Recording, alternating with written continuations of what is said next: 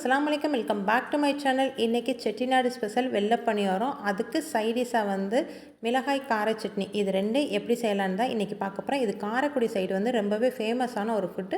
இது எப்படி செய்யலான்னு பார்க்கலாம் வாங்க. வீடியோக்குள்ளே போகிறதுக்கு முன்னாடி அனிஸ்னா கிச்சனை சப்ஸ்கிரைப் பண்ணாதவங்க சப்ஸ்கிரைப் பண்ணி பக்கத்தில் இருக்க ஆல்ன்ற பட்டனை கிளிக் பண்ணிக்கோங்க. அப்போ தான் நான் போடுற ஒவ்வொரு வீடியோ உங்களுக்கு நோட்டிஃபிகேஷனாக வரும். இப்போ வாங்க வீடியோக்குள்ளே போகலாம். இப்போ பணியாரம் பண்ணுறதுக்கு ஒரு கப் அளவுக்கு பச்சரிசி எடுத்திருக்கேன். இதை வந்து நீங்கள் எந்த கப்பில் எடுக்கிறீங்களோ அந்த கப்பில் வந்து அரிசியை ஃபுல்லாக எடுத்துகிட்டு தலையை தட்டிட்டு அதுக்கு மேலே வந்து குமிழா வைக்கிற மாதிரி வந்து நம்ம உளுந்து போடணும். இப்போ நான் போடுற மாதிரி வந்து மேலே வந்து போட்டுக்கோங்க. அதுதான் வந்து கரெக்டான மெஷர்மெண்ட்டு. ரொம்ப அதிகமான உளுந்து சேர்க்க வேணாம். இதே அளவுக்கு வந்து கரெக்டாக எடுத்துக்கோங்க. எடுத்துகிட்டு நல்லா 2 டைம் வந்து வாஷ் பண்ணிவிட்டு நம்ம தண்ணி ஊற்றிட்டு ஒரு மணி நேரம் மட்டும் ஊற வச்சுட்டு எடுத்துக்கலாம்.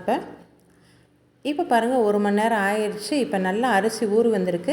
இதை தண்ணியை வந்து ரிமூவ் பண்ணிவிட்டு நம்ம ஒரு மிக்ஸி பவுலில் வந்து இதை சேர்த்துக்கலாம். சேர்த்துட்டு தண்ணியை வந்து கொஞ்சமாக ஊற்றிட்டு நல்ல பேஸ்ட் மாதிரி அரைச்சிக்கோங்க. திப்பியெல்லாம் இருக்கக்கூடாது. நல்லா வந்து மை பேஸ்ட் மாதிரி அரைச்சிட்டு வந்துடணும்.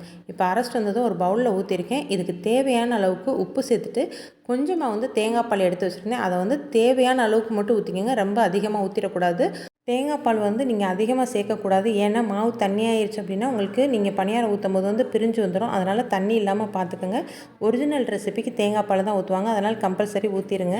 இதுக்கப்புறம் ஒரு கடாயை அடுப்பில் வச்சுட்டு எண்ணெய் ஹீட் ஆனோடனே வந்து நான் ஒரு குழிக்கரண்டி அளவுக்கு இந்த மாவு எடுத்து ஊற்றி இதில் வந்து கொஞ்சம் கொஞ்சமாக வந்து ஆயில் எடுத்து ஊற்றுனதுக்கப்புறம் இந்த மாதிரி உப்பி வந்ததுக்கப்புறம் பெரட்டி போட்டுக்கலாம். பெரட்டி போட்டு எடுத்திங்க அப்படின்னா சூப்பரான வெள்ளை பணியாரம் ரெடி ஆயிரும்.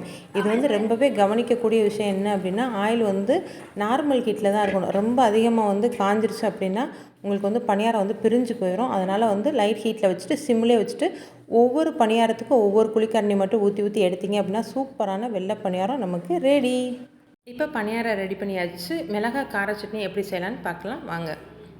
இன்றைக்கி மிளகாய் சட்னி அரைக்கிறதுக்கு வந்து சின்ன வெங்காயம் வந்து ஒரு 150 கிராம் அளவுக்கு எடுத்திருக்கேன். அதுக்கப்புறம் ஒரு 3 தக்காளி எடுத்திருக்கேன். இதை வந்து இதோட கிராம் வந்து கரெக்டாக இருக்கணும்.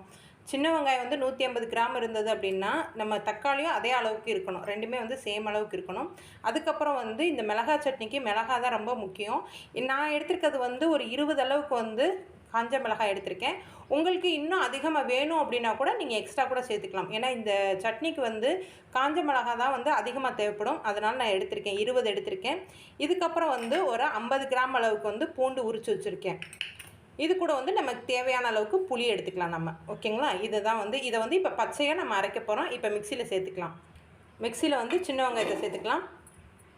அதுக்கப்புறம் தக்காளி, பூண்டு, காய்ந்த மிளகாய், புளி, இது கூட உப்பு சேர்த்துட்டு நம்ம அரைச்சிக்கலாம். இப்போ அரைச்சிட்டு வந்தாச்சு. இது இருக்கட்டும். இப்போ தாளிச்சிடலாம். நம்ம தாளிக்கிறதுக்கு கடாய் அடுப்பில் வச்சுருக்கேன். இதில் வந்து நல்லெண்ணெய் சேர்த்துக்கலாம். நல்லெண்ணெய் வந்து நிறைய சேர்த்துக்கங்க.